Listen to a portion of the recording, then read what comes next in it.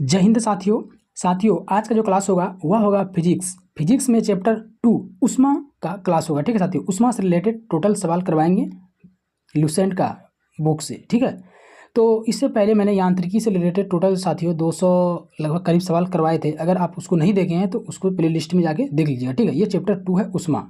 ठीक है, और आपसे बता दें कि अगर वीडियो में नए हैं तो सब्सक्राइब कर लीजिएगा और दोस्तों को भी शेयर कर दीजिएगा। ठीक है, और टेलीग्राम में नहीं जुड़े हैं तो टेलीग्राम में भी जुड़ जाइएगा। ठीक है साथियों, इसमें करीब से करीब 180 सवाल है। ठीक है, तो आज मैं आपको सिर्फ 50 सवाल कराऊंगा। ठीक है, 1 से 2 दिन में ये चैप्टर खत्म कर दूंगा। ठीक है, तो बढ़ते हैं सवाल की ओर और देखते हैं पहला सवाल क्या है उष्मा से रिलेटेड। ठीक है, तो बढ़ते हैं सवाल की ओर और देखते हैं पहला सवाल क्या है। बहुत ही इंपॉर्टेंट चैप्टर है साथियों, ध्यान में रखिएगा। ठीक है, स्किप ना कीजिएगा, शुरू से अंत तक देखिएगा। ठीक है, देखिए ये पहला सवाल है कि वस्तु को गर्म करने पर उसके अणु में जो परिवर्तन होता है क्या होता है। ऑप्शन ए है कि चाल जो है वो बढ़ जाती है, बी है कि ऊर्जा कम हो जाती है, सी है का भार बढ़ जाएगा और डी है का भार घट जाएगा। तो साथियों, वस्तु को गर्म करने पर उसके अणु जो होगा वह होगा, उसकी जो चाल होगी वह बढ़ जाएगी। ए नंबर मेरा करेक्ट हो जाएगा। ठीक है साथियों, आपको पीडीएफ के लिए टेलीग्राम में जुड़ना ही पड़ेगा। ठीक है, पीडीएफ टेलीग्राम में ही आपको मिलेगा। बढ़ते हैं नेक्स्ट क्वेश्चन की ओर। देखिए नेक्स्ट है किसी वस्तु का ताप उसका सूचक है। किसी वस्तु का ताप क्या है, उसका सूचक है। ठीक है, तो ऑप्शन है साथियों उसके अणुओं की कुल ऊर्जा का, बी है उसके अणु की औसत ऊर्जा का, सी है अणुओं की कुल वेग और डी है औसत उसके अणुओं के औसत गतिज ऊर्जा का। तो साथियों इसका जो आंसर होगा डी नंबर हो जाएगा, उसके अणुओं के औसत गतिज ऊर्जा का। डी नंबर करेक्ट हो जाएगा। आगे बढ़ते हैं नेक्स्ट क्वेश्चन की ओर। नेक्स्ट है वस्तु का ताप सूचित करता है। वस्तु का ताप सूचित करता है कि संपर्क करने पर ऊष्मा क्या होता है। तो संपर्क करने पर ऊष्मा साथियों इसका करेक्ट आंसर बी हो जाएगा, अपेक्षाकृत कम ताप की वस्तु में उस वस्तु से प्रवाहित होगी। बी नंबर करेक्ट हो जाएगा। आगे नेक्स्ट क्वेश्चन है किसी वस्तु के ताप में वृद्धि का अर्थ है कि किसी वस्तु में ताप में वृद्धि का अर्थ क्या है साथियों। तो इसमें वृद्धि का अर्थ है डी नंबर इसका करेक्ट आंसर हो जाएगा। डी नंबर इसका करेक्ट आंसर होगा, उसमें ऊर्जा क्या होगा, बढ़ जाएगा। क्या होगा साथियों, उसमें ऊर्जा इसका बढ़ जाएगा। ठीक है, बढ़ते हैं नेक्स्ट क्वेश्चन की ओर। देखिए नेक्स्ट है साथियों कि जब किसी वस्तु को ठंडा किया जाता है तब उसके अणु क्या होता है। जब किसी वस्तु को ठंडा किया जाता है तो उसके अणु क्या होता है साथियों, की चाल घट जाती है। बी नंबर करेक्ट हो जाएगा। आगे नेक्स्ट क्वेश्चन है, सवाल है साथियों, बोला है उष्मा एक प्रकार की ऊर्जा है जिससे कार्य में बदला जा सकता है। इसका प्रत्यक्ष प्रमाण सबसे पहले किसने दिया था। इसका सबसे पहले प्रमाण जो दिया था किसने दिया था साथियों, इसका प्रमाण जो दिया था वह दिया था रमफोर्ड ने। किसने दिया था, रमफोर्ड। बी नंबर इसका करेक्ट आंसर हो जाएगा। आगे नेक्स्ट क्वेश्चन की ओर बढ़ते हैं। नेक्स्ट है किस वैज्ञानिक ने सर्वप्रथम बर्फ के 2 टुकड़ों को आपस में पिघला दिया। क्या किया, पिघला दिया। ठीक है, तो किसने किया था साथियों यह काम जो किया था वह किया था डेवी ने। सी नंबर इसका करेक्ट आंसर हो जाएगा। आगे नेक्स्ट है जब कभी कार्य ऊष्मा में बदलता है तो ऊष्मा कार्य में बदल जाती है। तो किए गए कार्य उत्पन्न ऊष्मा का अनुपात एक स्थिरांक होता है जिससे ऊष्मा का यांत्रिक तुल्यांक कहते हैं। उसका नाम क्या होगा साथियों, यांत्रिक तुल्यांक कहा जाता है। तो इसका जो मान होगा क्या होगा, इसका मान हो जाएगा करेक्ट डी नंबर, उपयुक्त सभी हो जाएगा इसका मान साथियों। ठीक है, डी नंबर इसका करेक्ट आंसर हो जाएगा। आगे बढ़ते हैं नेक्स्ट क्वेश्चन की ओर। नेक्स्ट है कि इनमें से कौन सही है, इसमें कौन सा सही है साथियों। तो सही जो है ए नंबर मेरा करेक्ट हो जाएगा, W/Q = J। ठीक है, आगे नेक्स्ट है जब कुछ पानी का लगातार मंथन किया जाता है तो उसका ताप बढ़ जाता है। तो इस क्रिया को क्या कहा जाता है साथियों, जब कुछ पानी को मंथन किया जाता है तो उसका ताप बढ़ जाता है, उस क्रिया को क्या कहा जाता है। तो यांत्रिक ऊर्जा का रूपांतरण उष्मा ऊर्जा में होता है। सी नंबर करेक्ट हो जाएगा। आगे नेक्स्ट क्वेश्चन है वाष्प इंजन से उबलते हुए जल का तापमान किस कारण से उच्च हो जाता है। किस कारण से उच्च हो जाता है साथियों, तो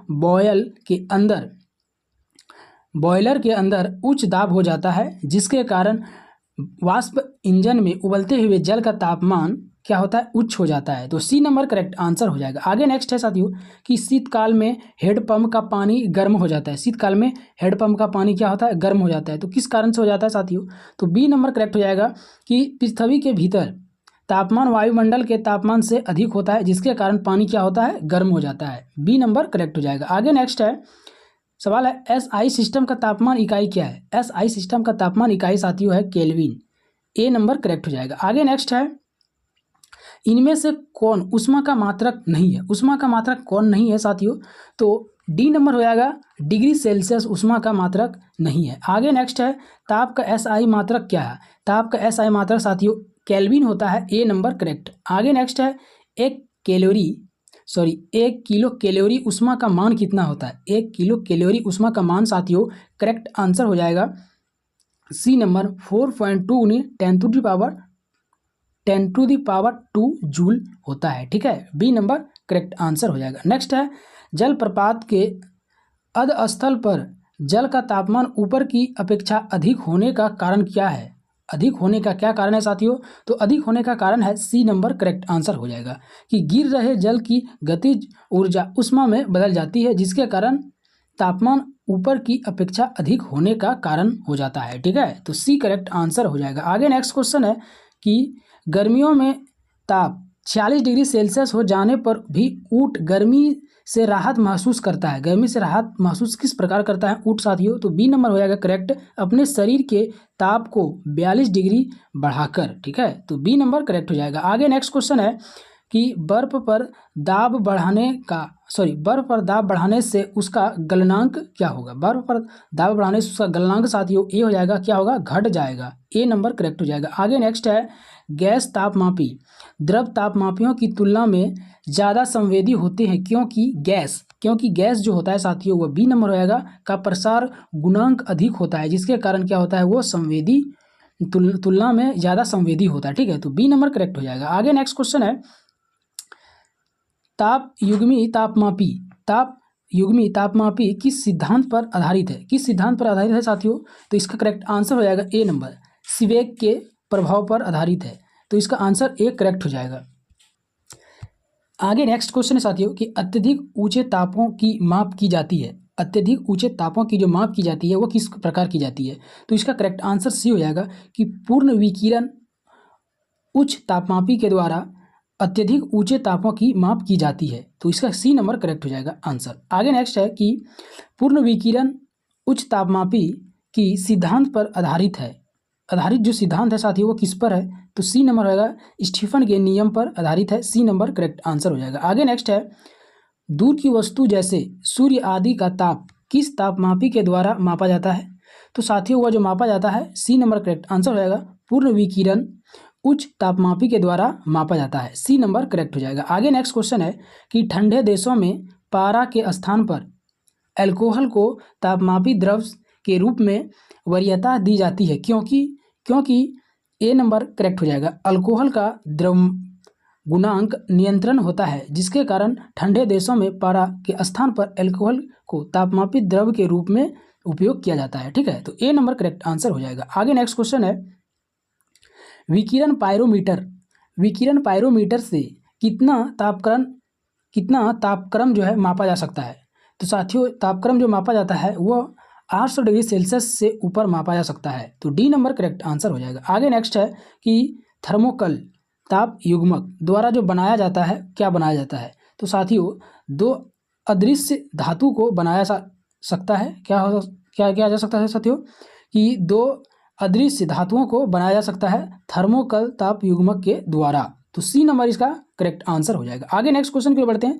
नेक्स्ट सवाल है कि सूर्य का ताप मापा जाता है। सूर्य का ताप किससे मापा जा सकता है, तो सूर्य का ताप जो मापा जा साथियों वह मापता है पायरोमीटर से। सी नंबर करेक्ट आंसर हो जाएगा। पायरोमीटर तापमापी द्वारा सूर्य का ताप मापा जा सकता है। आगे नेक्स्ट है कि निम्नलिखित में से तापमापियों में से किसे पायरोमीटर कहा जाता है। पायरोमीटर किसे कहा जाता है साथियों, तो पायरोमीटर कहता है विकिरण तापमापी को पायरोमीटर कहा जाता है। बी नंबर करेक्ट आंसर हो जाएगा। आगे नेक्स्ट है निम्न में से कौन सही है, कौन सा जो इसमें फॉर्मूला है साथियों वह सही है, तो इसका जो करेक्ट आंसर हो जाएगा वह हो जाएगा बी नंबर करेक्ट आंसर हो जाएगा। आगे नेक्स्ट है सेल्सियस मापक्रम पर जल के क्वथनांक बीपी तथा हिमांक एफ पी में होते हैं क्रमशः जो होता है वो कितना होता है, तो इसका करेक्ट आंसर बी हो जाएगा। 100 डिग्री सेल्सियस तथा 0 डिग्री सेल्सियस तक होता है। बी नंबर इसका करेक्ट आंसर हो जाएगा। आगे नेक्स्ट है, ताप के सेल्सियस पैमाने पर शून्य ताप होता है। शून्य ताप जो होता है वह कितना होता है? तो डी नंबर हो जाएगा साथियों -273 डिग्री सेल्सियस।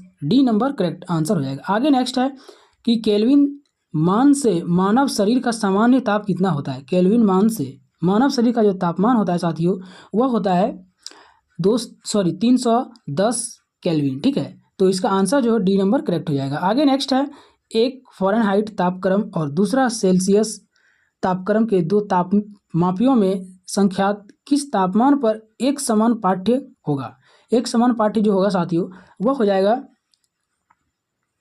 ए नंबर -40 डिग्री पर। ए नंबर करेक्ट आंसर हो जाएगा। आगे नेक्स्ट है, न्यूनतम संभवतः ताप है। न्यूनतम संभवतः जो ताप है वह कितना है? तो -273 डिग्री सेल्सियस। ए नंबर करेक्ट हो जाएगा। आगे नेक्स्ट है कि फ़ारेनहाइट स्केल पर किसी वस्तु का तापक्रम 212 डिग्री फ़ारेनहाइट है। सेल्सियस पैमाने पर उस वस्तु का तापक्रम क्या होगा? तो सेल्सियस पैमाने पर उस वस्तु का तापक्रम साथियों हो जाएगा C number correct answer 100 degree Celsius. C correct हो जाएगा। आगे नेक्स्ट है, सेल्सियस पैमाने का 0 डिग्री सेल्सियस फ़ारेनहाइट स्केल के कितने डिग्री के बराबर होता है? कितने डिग्री के बराबर होता है? तो 36 इसका आंसर हो जाएगा 37 का बी नंबर हो जाएगा 32 डिग्री। बी करेक्ट आंसर हो जाएगा। ठीक है, आगे नेक्स्ट है कि मानव शरीर का सामान्य तापक्रम 98.4 फ़ारेनहाइट है। इसके बराबर डिग्री सेल्सियस तापक्रम में जो होगा वह कितना होगा मानव का? तो साथियों उसका जो 0 डिग्री सेल्सियस तापक्रम मतलब सेल्सियस में जो होगा इसका करेक्ट आंसर बी हो जाएगा 36.89।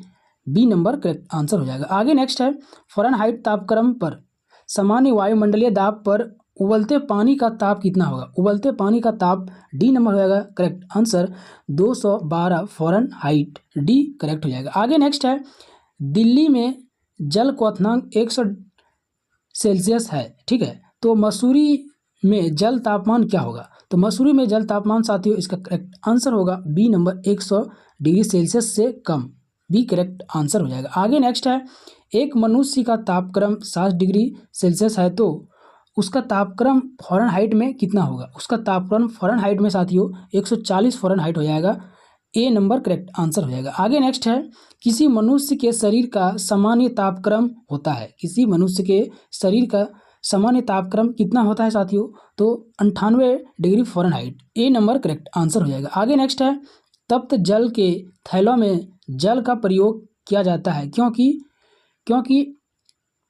इसकी विशिष्ट ऊष्मा अधिक होती है, इसलिए तप्त जल के थैलों में जल का प्रयोग किया जाता है। सी नंबर करेक्ट आंसर हो जाएगा। आगे नेक्स्ट है साथियों कि धातु की चायदानियों में लकड़ी के हैंडल क्यों लगे होते हैं?